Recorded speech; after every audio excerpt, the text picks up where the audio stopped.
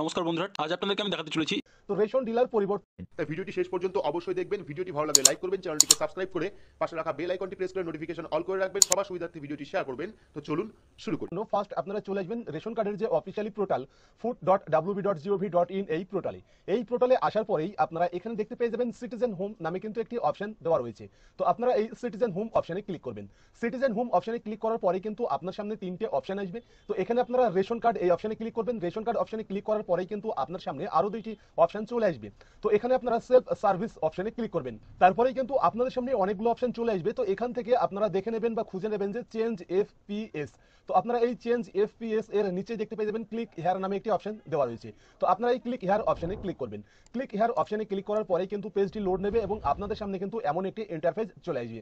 এবার আপনি যে পরিবারের রেশন ডিলার পরিবর্তন করাতে চাইছেন সেই পরিবারের যে কোনো একটি সদস্যর রেশন কার্ড নম্বর এখানে ইনপুট করবেন।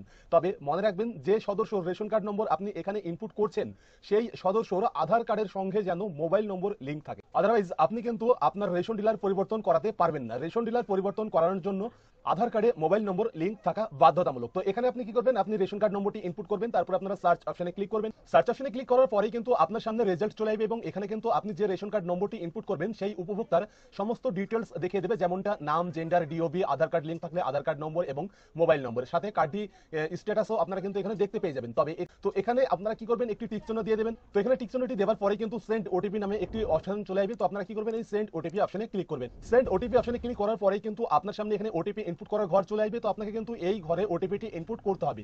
তো এখানে দেখুন বলা হচ্ছে OTP send on your Aadhaar linked mobile নম্বর, অর্থাৎ আপনার আধার কার্ডের সঙ্গে যে মোবাইল নম্বরটি লিঙ্ক বা রেজিস্টার রয়েছে সেই মোবাইলে ওটিপি পাঠানো হয়েছে এবং সেই ওটিপি আপনাকে এখানে ইনপুট করতে হবে। তো আপনারা ওটিপি এখানে ইনপুট করে দেবেন। ওটিপি ইনপুট করার পরেই কিন্তু পেজটি অটোমেটিক রিলোড হবে। তো পেজটি রিলোড হয়ে যাওয়ার পরেই কিন্তু আপনি যে সদস্যর রেশন কার্ড নম্বর এখানে ইনপুট করেছেন সেই সদস্যর ফ্যামিলিতে যতগুলো রেশন কার্ড রয়েছে সমস্ত রেশন কার্ডের ডিটেলস কিন্তু এখানে দেখিয়ে দেবে। যেমনটা ধরুন রেশন কার্ড নম্বর, নাম, তারপর ফাদার্স নেম অর্থাৎ গার্জেন নাম, তারপর জেন্ডার, ডিওবি, আধার কার্ড, মোবাইল নম্বর, তারপর রেশন কার্ডের ক্যাটাগরি এবং কার্ড স্ট্যাটাস, এই সমস্ত তথ্যগুলো কিন্তু আপনি এখানে দেখতে পেয়ে যাবেন।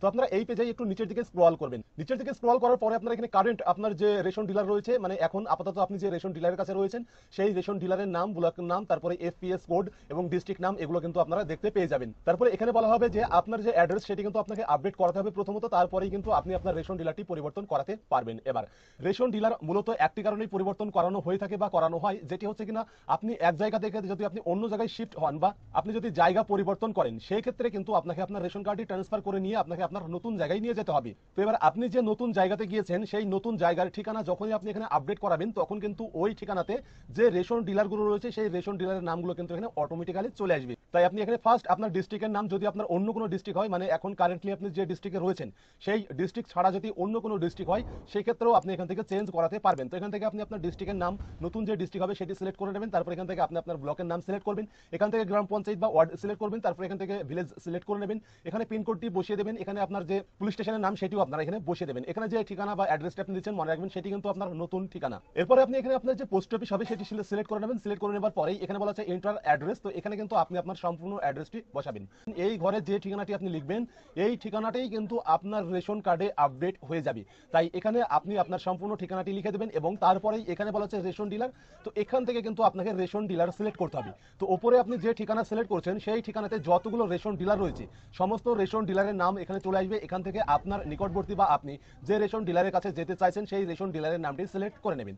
রেশন ডিলারের নাম সিলেক্ট করে নেবার পরে আপনারা এখানে নেক্সট অপশনে ক্লিক করবেন। নেক্সট অপশনে ক্লিক করার পরেই কিন্তু আপনার সামনে এমন একটি ইন্টারফেস চলে যাবে এবং এখানে আপনার যে নিউ এফপিএস ডিটেলস সেটি কিন্তু দেখে দেবে। তো এখানে আপনারা সমস্ত তথ্য আরো একবার দেখে নেবেন এবং ভেরিফিকেশন করে নেবেন। এরপর আপনারা পেজটি একবার নিচের দিকে একটু স্ক্রল করবেন। তারপর আপনি এখানে দেখতে পেয়ে যাবেন একটি টিক চিহ্ন দেওয়ার ঘর রয়েছে। তো আপনি এখানে টিক চিহ্নটি দিয়ে দেবেন এবং এখানে সাবমিট অপশনে ক্লিক করবেন। সাবমিট অপশনে ক্লিক করার পরেই কিন্তু আপনার সামনে এমন একটি নোটিশ চলে আসবে। তো এখানে দেখুন বলা হচ্ছে thank you, your FPS change successfully. তারপর বাংলাতেও দেওয়া রয়েছে ধন্যবাদ, আপনার এফপিএস সফলভাবে পরিবর্তন হয়েছে।